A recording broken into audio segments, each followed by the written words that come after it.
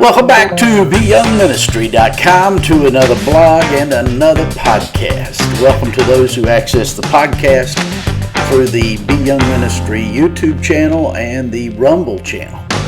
Today we continue in our study of the book of Romans. Today we are in chapter 3 and verse 21, which reads, "But God has a way to make people right with him without the law. And he has now shown us that way which the law and the prophets told us about."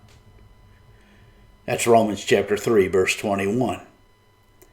The theme of Romans is the gospel, which means good news. And it is all about how sinful man can be made right before God. The way sinful man is made right before God is by way of imputation. God freely gives or imputes that which is not ours. The Bible calls this justification.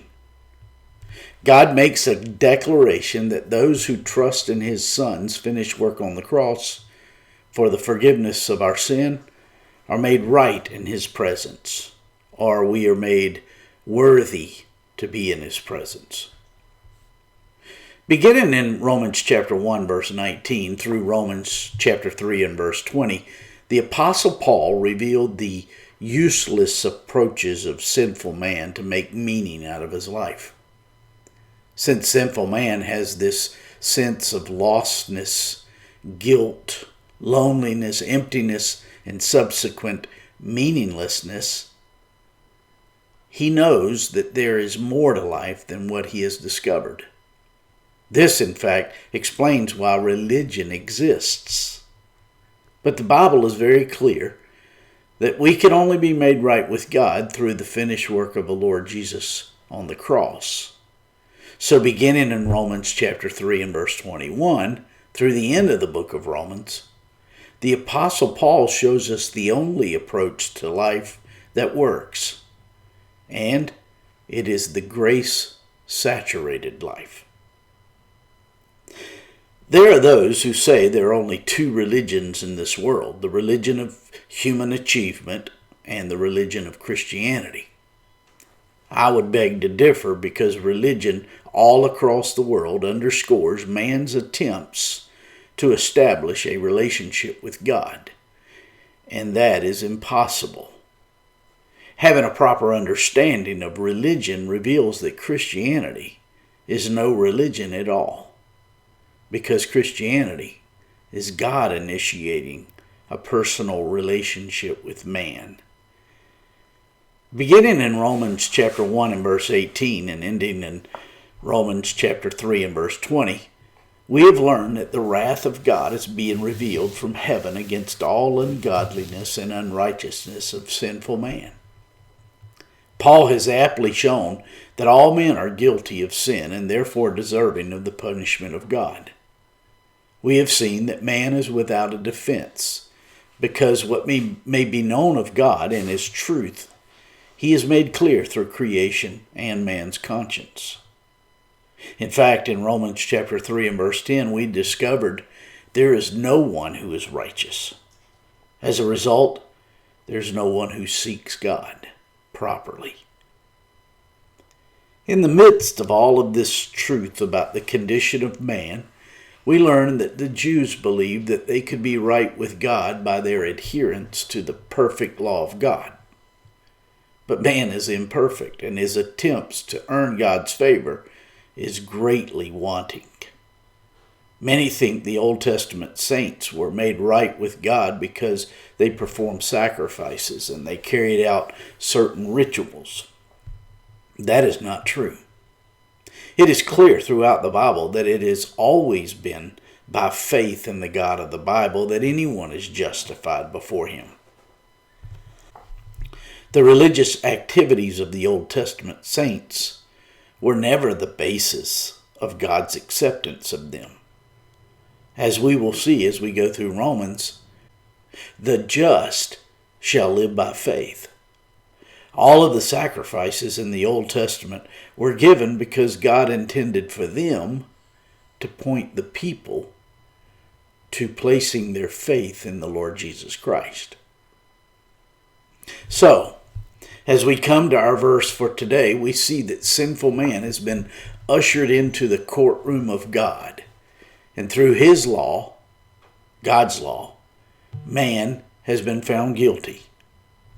But in that moment, according to Romans chapter 3 and verse 21, we read, "But God." The darkness of our sin can be dispelled.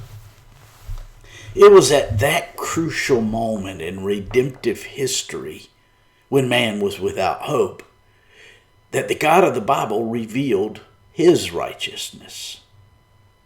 In today's verse, we read, "But God has a way to make people right with him without the law."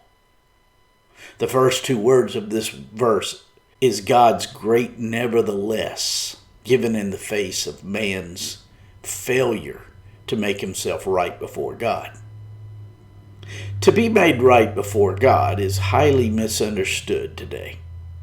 Often it is associated with man's good behavior. Most believe if their goodness outweighs their badness, then God will let them into heaven. They don't understand the perfect standard of God. The most accurate understanding of this concept of righteousness or being made right before God is found in the word worth. This sense of worth is the most essential element in human existence, and without it, we cannot function as human beings. And then along comes the gospel of the Lord Jesus Christ, which announces that the worth we long for has been made available to us. Notice the words "without the law." It is not the righteousness of man that makes us right with God. No, this worthiness before God is not the product of our adherence to the law, because we in our sinful state are incapable to measure up to God's perfect standard of righteousness. The prophet Isaiah described our attempts to earn worthiness before God as filthy rags. Our goodness cannot earn a right and worthy standing before a holy God. So we are introduced to the righteousness of God, imputed upon us, having believed in the Lord Jesus Christ. Now, the Lord Jesus came as the total fulfillment of God's perfect and righteous standard. He always did the Father's will. He never sinned a sin, or thought an evil thought, or said an evil word of any kind. He was absolutely without sin, and therefore he had a righteousness which perfectly fulfilled and measured up to the law, or the truth. He kept every law of God to perfection. The Lord Jesus himself said in Matthew chapter 5 and verse 20, "Your righteousness must exceed that of the scribes and Pharisees if you're going to be in my kingdom." The religious leaders of Jesus' day had a righteousness, but their righteousness was flawed because they were sinful. This is why the Lord Jesus came, to fulfill the law and all truth. He did this so that we could vicariously benefit before the perfect God of the Bible. If God were to accept us as partially right, then he would have undermined the truth. And if that were the case, evil would have won.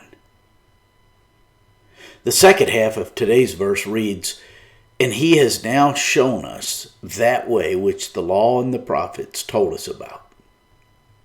Those who believed in the God of the Bible, who lived on this earth before the cross of Christ, knew that the law of Moses and all the 300 messianic prophecies of the Old Testament prophets were about one individual. The law and the prophets bore testimony to the coming life and death of the Lord Jesus Christ. The whole Old Testament sacrificial system was a witness to mankind that one would come who would take away the sins of the world. In Psalm 32 and verse 1, King David prophesied, "Blessed is the person whose sins are forgiven, whose wrongs are pardoned." My friends, I trust this blog and this podcast are helping you in your walk with the Lord.